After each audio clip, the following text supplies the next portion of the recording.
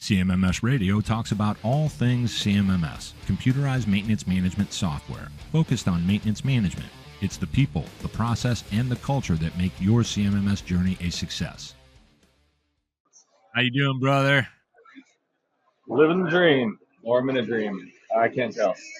You are living one of my dreams. You are at the IMTS conference, and just so everybody knows, I'm kind of springing this on John. I am here with Jonathan Sapko. He's a CMRP. That's a certified maintenance and reliability professional. He also happens to be the senior solutions engineer at UpKeep.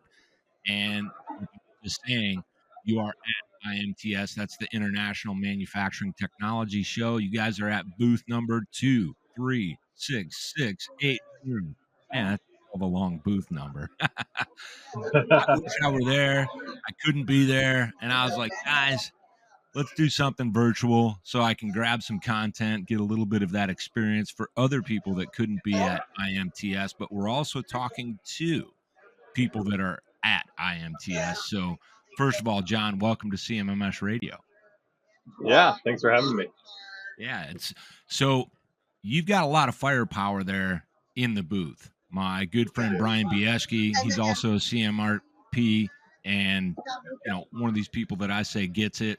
He's over there. Your whole team actually is focused on maintenance and reliability best practices when it comes to how and why a CMMS, computerized maintenance management software solution, can actually deliver results in these many different environments. You yourself, John, have a background not just in software, but now you're applying these principles yourself. So tell me a little bit about why that perspective matters most.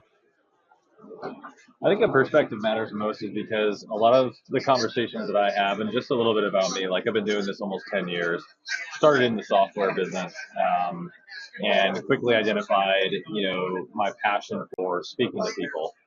So I've actually started on the sales side and then moved into the engineering side. And I love doing that because I get to speak to many maintenance professionals daily. So 5, 6 people a day, and multiply that by 7, multiply that by year. So I have the opportunity to learn from the industry's best people out there, and I also get to hear their success stories and their horror stories. And so I guess to answer your question, why does any of that make a difference? It's because we're not focused in on just one thing. We look at the whole picture, right? So I'm not just going to, if you come to me and you say, oh, we really would just want to revamp our work order process. Well, great, we can do that too, but let's learn a little bit more, right? Let's see how we can actually loop in your operational team. Let's see how we can actually loop in your reliability team. How are you guys doing that today? If you're doing work orders effectively, how can we go beyond that and actually get the data that you're putting into those work orders be useful to you? I don't know. Does that answer your question a little bit? It does. And what's really important about that is, does that answer your question a little bit, is really important when it comes to the curiosity necessary, whether you're selling CMMS software or doing the demonstrations as a senior sales engineer. You have to put that all together, and you have to maintain a certain level of curiosity, and it has to be intentional. And I think a lot of folks out there in this big world of maintenance management, CMMS, they try to do that. The difference is, in a lot of cases, it's very surface level. And what's cool about what you were saying about the number of years of experience that you yourself have, not only in software, but working with these professionals in maintenance management. It could be facilities, it could be manufacturing, it could be someone that's more of operations, it could be in retail, etc. But all these things where you get exposed talking to all these people over these years feed your knowledge, but then your ability to say, well, how can I be even more curious and understand your business? So I'm going to turn the tables on you and say, am I getting that right as far as what you kind of go into this with day in, day out, even right now at IMTS when people hit the booth? Is that about right? Yeah, I mean, people don't know what they don't know, right? And so in order to learn about them, be curious, then they start asking questions themselves. I was doing a customer on-site last week with one of our, biggest customers, and I didn't even ask them anything about how they're utilizing the software. I just learned about what they were doing process-wise, and I said, "Hey, what if you, did this instead? You went about it this way. Nothing to do with FP, everything to Yeah. do with like actual maintenance best practices." And they go, "Huh? No one's ever, no one's ever suggested that before. But that would change, everything." Yeah. Um, and so it's just hearing that stuff. It's easy for me to assume that people know this, but like when you're doing the same thing day in day out, when you're just reporting your numbers, when you're dealing with all the stress that you deal with on a daily basis, it's hard to kind of like peek your head up, look above the clouds, and say, okay, I think we can change a few things, or let me go look at some different perspectives. And so, I don't know if my company's gonna like this statement, but the guy goes, so you basically just did like $5,000 of consulting for us. Do you have a side business? and, and so, uh, and so now I'm like, huh, interesting. I never really thought about that, but yeah, it's curiosity is key. I love learning about people, and then when you start learning about people, they also start wanting to learn about not only yourself, but like, hey, maybe I need to rethink the way I'm doing things, or maybe there's something I can add to my processes. There's something I can add to my expertise. So this is what a lot of people should pay really close attention to. And competitors of yours are gonna they're some of them are gonna see this. I don't know if all of them will. One or two, whatever. The thing that they would probably pick up on is what you're really doing when you touch any of the sales process. If you really want to be successful at it, yeah, the numbers are important. Yeah, we got to onboard people. And what happens after the fact? Put this all together. What you're doing is you're helping. And I think a lot of people out there, they want to help, but they don't necessarily know how to help. And you've done some things that actually change that for your clients, your potential clients, and basically everybody in between. Whether you bump into them there at IMTS, they come to the booth, you're at a Starbucks, whatever it is, right? Not trying to promote Starbucks, but when you're out and about in the world and you're just looking for opportunities to help, that's how it really works. Like that's the closed loop system where on CMMS radio, I'm all about this. I say it all the time. It's not meant to be BS or anything like that. I want people chasing the elusive win-win, because that's how it all comes together. If you can understand your client and then find ways to help your client, right? Now everybody's winning, and that gives everybody that continual opportunity day in and day out to get it right. So I want to kind of switch gears a little bit on this conversation, and I want to find out at IMTS right now, today, yesterday, what kind of things are you hearing about from people that come to the booth? What kind of questions are you getting? What are the challenges that you're seeing out there? So I'm a little bit surprised. I was prepared to have the deep reliability, AI, massive technology conversations, and what I'm hearing is we're still using pen and paper. And I'm like, are you serious? They're not even using Excel. They're like, no. And we're talking little job shops all the way up to major corporations. And you walk into IMTS, and one of the things you're first hit with are the TED Talk speakers. And they're just blasting everything, and they're saying things like efficiency and reliability, scalability, and I'm just like, oh my gosh. And AI is the future. Now, those things are all true, but then when you actually get to the conversation and you figure out what people are actually doing and what tools and mechanisms and processes they're using to execute their job function, you realize, holy, you've got major gaps. AI, you can't use it until you actually have a documented process, right? You can't use it until you're doing something. It's got nothing to learn from. how are you going to be efficient if you're sticking everything on Post-it notes, or you're not even recording what you do reactively? You're just running from fire to fire. And so I got to be honest, I was very surprised at the feedback that I was getting. It is still a very chaotic pen and paper, everyone running around with their, acting like their hair is on fire type of a situation. Yeah, and so everything you just said, what's weird, true, and kind of shocking about that right there. Now, I was in the game on these front lines like you are back in the early 2000s. And it was the exact same thing. And yes, new companies come up, but you already said it's small job shops all the way up to big enterprises. And we'll come to find out, and you can kind of confirm some of this for me, but we'll come to find out that they have technologies in house that maintenance is not using, and they're staying on, paper or something maybe a slightly more advanced than that because they want to get stuff done and they're Yeah. missing out on the opportunity for digitization. But I want to be really careful with that because it's so damn buzzword or buzzy or buzzwordy. I don't know what I was going to say, so I said all three. And it's kind of shocking how what's happening now, and people are going to be, I'll say it so that people can be mad at me, which is fun. I don't care. Hit me up, connect with me. Let's talk about this. I'm going to say this. When it comes to AI and the technologies around AI and the new shiny stuff, there's a buddy of mine. He's at Reliability X. His name is Joe Anderson.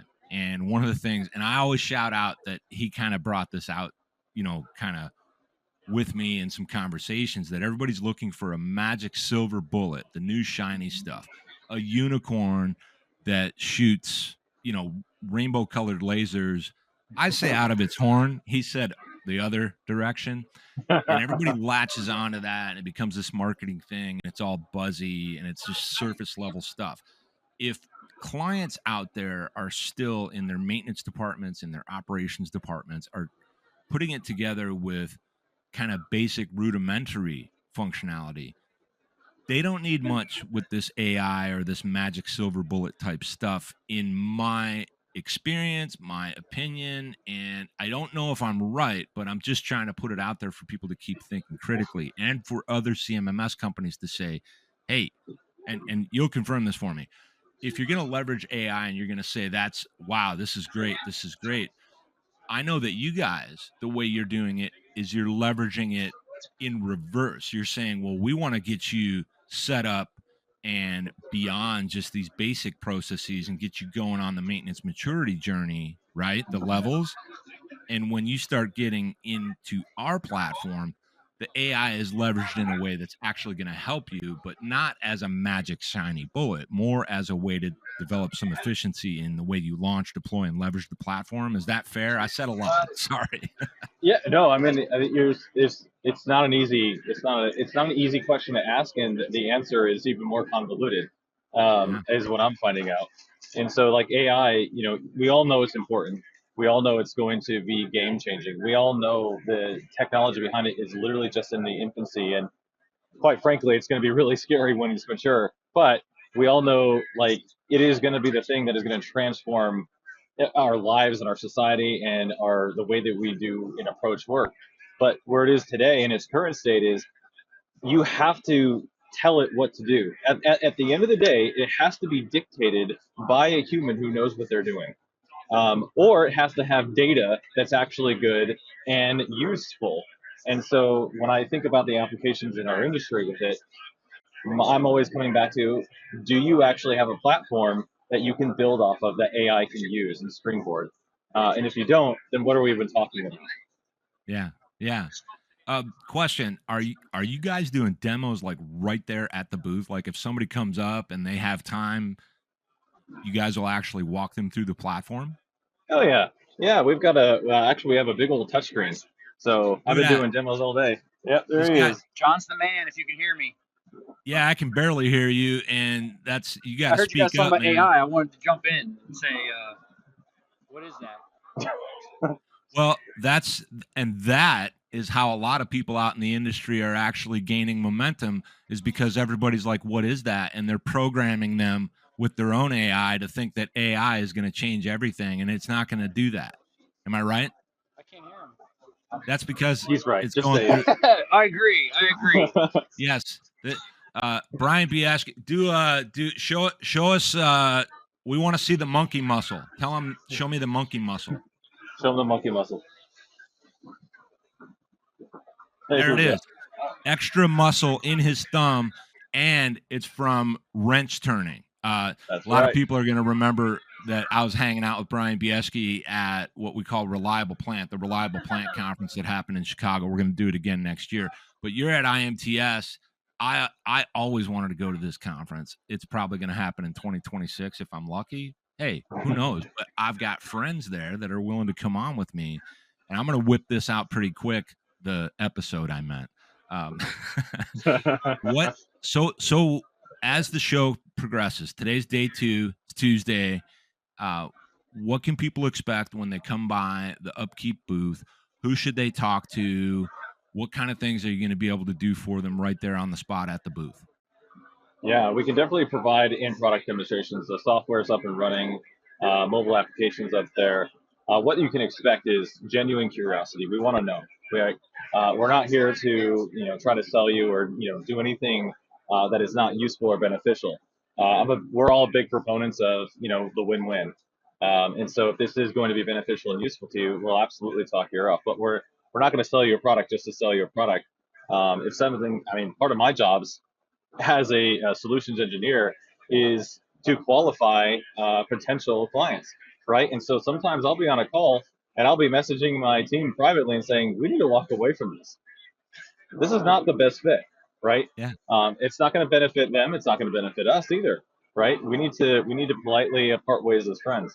And so what you can expect is a genuine experience, genuine passion. And it's honestly one of the reasons I actually joined UpKeep. I've been doing this for 10 years. I haven't been doing this with UpKeep for 10 years. I've been here for about 3. And this is, I can say, the first organization that it starts from the top of where this passion comes from. If you've ever had the privilege to meet Ryan, our CEO, you cannot help but walk away with being inspired and feeling excited about simple little things like maintenance work orders. And they're not simple little things. They're huge. They have huge implications. And so that's kind of like what inspires me. That's what inspires all of us. That's why we can stand 12 hours a day and be excited to talk to you about wrench time and downtime availability. Those things that kind of sound boring, but have huge impacts to you personally and to the organization. And that's kind of where I get my energy and fire from too. If I can provide value and I can see the lights coming on inside and passion, you can just see when a person just really lights up and goes, wait, what? You can do what now? This means I can do X. This means that we can implement Y. You just made my day. So that's what you can expect. That's good stuff. And I want to keep this one kind of short just to get you back in the game there while you're there. I'm going to try to whip this bad boy together and get it out pretty quick so people can see it on LinkedIn at least. And for anybody that wants to learn more, you can find John on LinkedIn.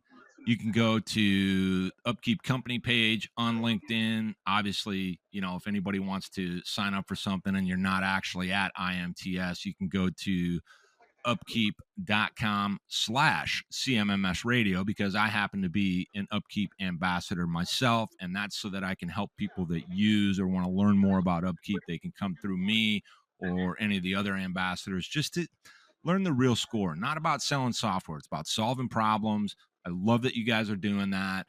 I'm not just saying that. A lot of people that know me know that I actually care about this kind of stuff. I could probably guess who the client was you were talking to when you're on site as well, but we're not going to do that for this one. We might do this again while you guys are there. John, I want to thank you for not only being on CMMS Radio, but actually caring enough to actually learn all these principles when it comes to maintenance and reliability best practices and secure that credential as a CMRP, because it makes you better for the potential client or the existing client. So thank you very much for being on CMMS Radio for the first time, and we'll keep in touch over these next couple of days. Yeah, I appreciate it. It was a blast. You got it, man. Stay with me for a second. I got to render these files. This episode is sponsored by UpKeep, purpose-built for maintenance, reliability, and operations teams. Our mobile-first CMMS and asset operations management solution puts work orders, inventory, and asset info in the palm of your hand. Designed for ease of use and adoption, UpKeep aligns your team for peak business performance. Transform your operations, transform your success with the multi-platform solution of UpKeep. Visit upkeep.com/CMMSradio to receive a dedicated custom discovery session. Did you find this episode helpful? Please send us some feedback, suggest a topic, or ask a question. Reach out to CMMS Radio if you need a co-pilot on your CMMS project. Visit CMMSradio.com and use the What's on Your Mind link. Thank you for tuning in to CMMS Radio, your resource for all things CMMS from selection to implementation to help you make better choices, learn from industry experts, and have a successful CMMS journey.